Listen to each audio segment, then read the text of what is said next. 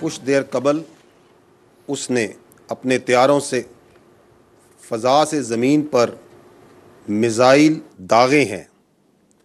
نور خان بیس Pakistan air force کی مرید بیس اور شورکوٹ بیس کو نشانہ بنایا گیا ہے۔ اب تک کی اطلاعات کے مطابق الحمدللہ ایئر فورس کے ایسٹس تمام محفوظ ہیں۔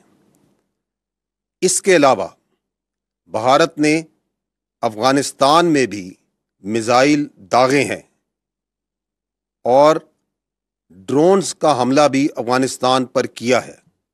بھارت اپنے پاگل پن اور جارحیت کے ذریعے اور اپنی مکاری کے ذریعے پورے خطے کو ایک خطرناک جنگ کی طرف دھکیل رہا ہے۔ ہم صرف اس کو یہ کہنا چاہتے ہیں کہ نہ ہم تمہاری طاقت، نہ تمہاری مکاری اور تمہاری جارحیت سے مروب ہونے والی قوم ہے۔ Now you just wait for our response.